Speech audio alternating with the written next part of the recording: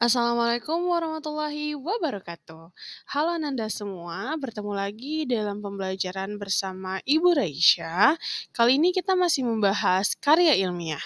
Dan kali ini kita akan lebih membahas mengenai sistematika atau bagaimana cara menulis bab 1 atau yang dikenal juga dengan pendahuluan. Sudah siap untuk belajar? Bismillahirrahmanirrahim, mari kita mulai. Nah, tujuan pembelajaran kita kali ini adalah supaya Ananda mengetahui sistematika karya ilmiah bab 1, yaitu pendahuluan. Nah, langsung saja nih kita bahas. Kemarin kita sudah membahas bagaimana sistematika penulisan karya ilmiah. Nah, kali ini kita akan membahas bab per bab atau satu persatu dari penulisan karya ilmiah. Tentu Ananda sudah tidak asing lagi ya dengan karya ilmiah dan mungkin sebagian besar dari Ananda sudah pernah atau bahkan mungkin sering membuat pendahuluan atau bab 1 dari sebuah karya ilmiah. Kira-kira apa saja sih isi dari bab 1 sebuah karya ilmiah? Nah, bab 1 pada karya ilmiah yang berupa pendahuluan, ada beberapa isinya atau sistematikanya, hanya saja yang kali ini kita pelajari adalah yang paling simpel. Dan ini disesuaikan dengan kebutuhan SMA. Jika Ananda yang menonton adalah teman-teman mahasiswa ataupun mungkin pendidikan tinggi lainnya, disesuaikan lagi pada sistematika yang disesuaikan pada kampusnya. Tapi jika dalam SMA, ini adalah inti yang bisa dipelajari untuk membuat karya ilmiah sederhana. Nah, ada apa sajakah? Ada yang pertama latar belakang masalah. Lalu yang kedua, jika biasanya kalau pada pendidikan tinggi itu ada batasan masalah. Nah, di sini kita langsung saja kepada rumusan masalah. Lalu yang ketiga, kita akan membahas tujuan penelitian, dan yang keempat, manfaat penelitian. Nah, biasanya kalau dalam beberapa perguruan tinggi juga meminta untuk menjelaskan definisi operasional biasanya ya.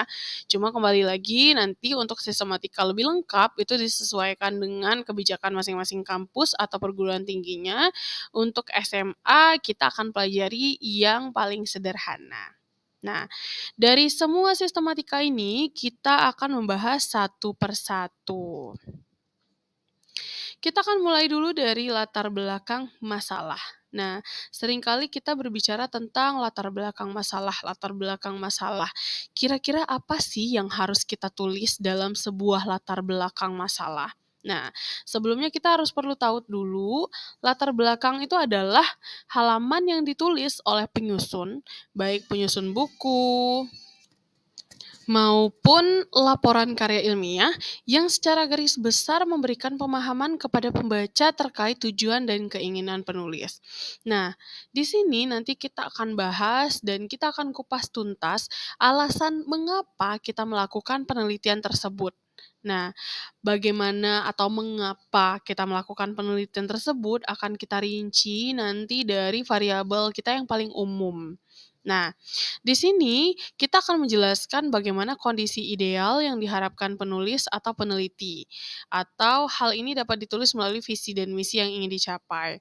Karena di sini kita menjelaskan mengenai masalah yang masalah itu merupakan harapan yang tidak sesuai dengan kenyataan, maka kita akan menjelaskan bagaimana harapan-harapan atau kondisi-kondisi ideal yang seharusnya terjadi, malah ternyata terjadi sebaliknya, sehingga terjadi sebuah masalah.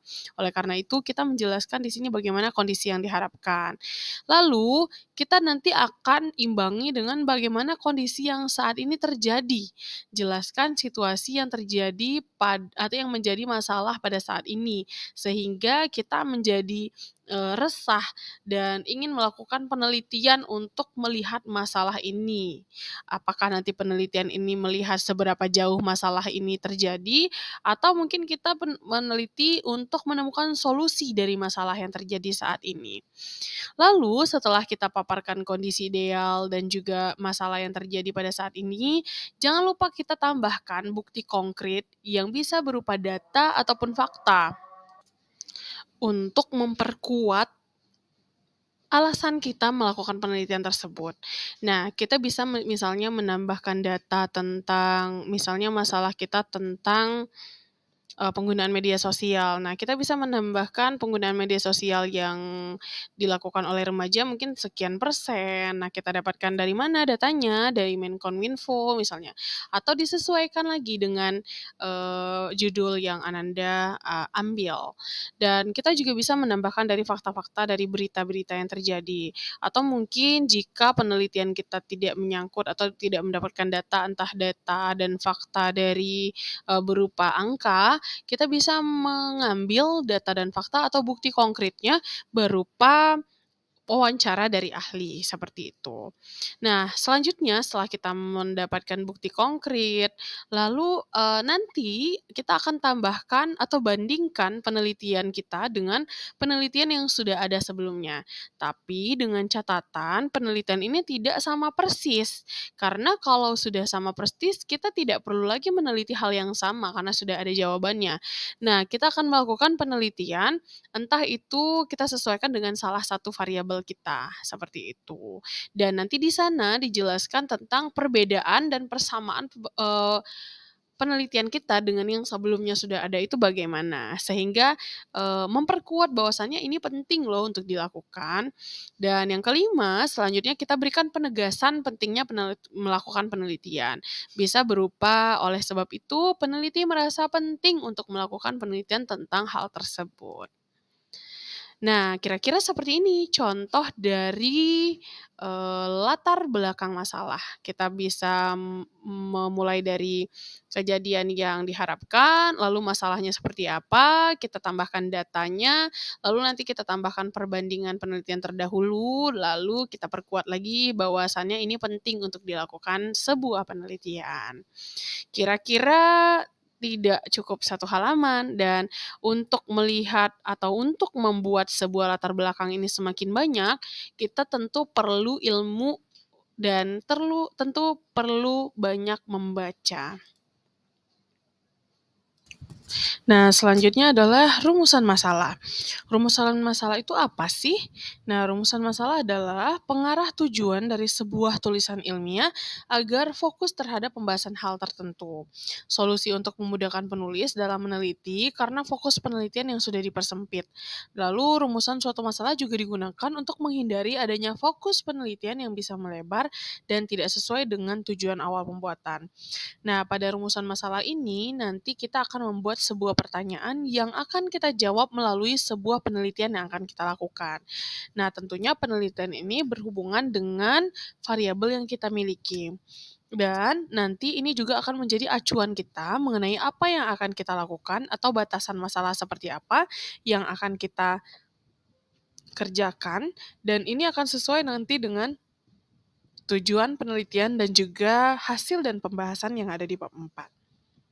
Nah, seperti yang kita lihat contoh berikut, di sini contoh judul jurnalnya, pengaruh media sosial terhadap perilaku self-diagnose pada generasi Z.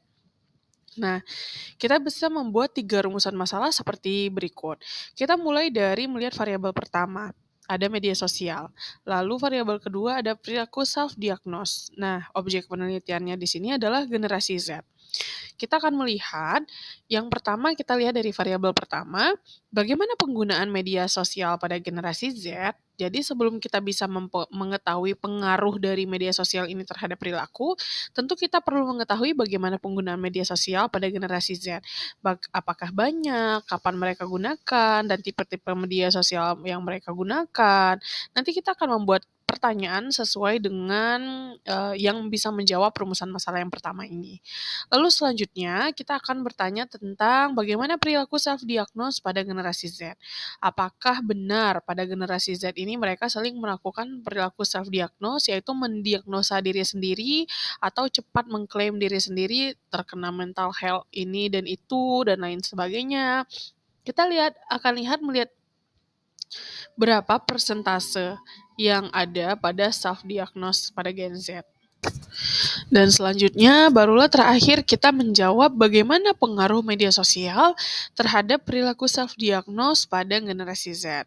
Nah, pada rumusan masalah ini, nanti kalau di sini ada 3, maka tujuan penelitian kita juga nanti akan ada 3. Dan juga berarti inilah yang akan kita lakukan penelitian. Penelitian kita berarti akan dibatasi mengenai media sosial, perilaku self-diagnose, dan juga pengaruh terhadap keduanya. Dan nanti di hasil pembahasan kita juga akan membahas hasil dari 3 pertanyaan ini dan juga membahas mengaitkannya dengan teori sesuai dengan pertanyaan yang ada pada rumusan masalah. Jadi ini adalah bagian paling penting. Juga hati-hati dalam merumuskan rumusan masalah karena ini harus sesuai dengan judul kita. Kembali mempertanyakan kita mau meneliti apa. Nah, selanjutnya ada tujuan masalah atau tujuan penelitian. Nah, tujuan penelitian ini adalah tujuan keseluruhan dari dilakukannya penelitian. Tujuan penelitian ini bisa menambah pengetahuan di area topik tersebut untuk menunjukkan kesenjangan yang ada dalam ilmu tersebut atau untuk merancang dan menguji solusi dari masalah yang ada. Tujuan penelitian ini bisa ditulis dengan 2 cara. Yang pertama bisa menggunakan kalimat aktif, misalnya menggunakan kata untuk memahami, untuk menemukan, untuk mengetahui, untuk menjelaskan, untuk menguraikan, dan lain sebagainya. Atau juga bisa menggunakan kalimat pasif seperti agar dapat diketahui, agar dapat dijelaskan, dan lain sebagainya. Nah, nanti kita akan mengubah pertanyaan yang ada pada rumusan masalah menjadi sebuah pernyataan yang ada pada tujuan penelitian. Seperti ini kira-kira contohnya. Jadi, jika ada 3 pertanyaan pada rumusan masalah, maka tujuan penelitian kita juga ada 3.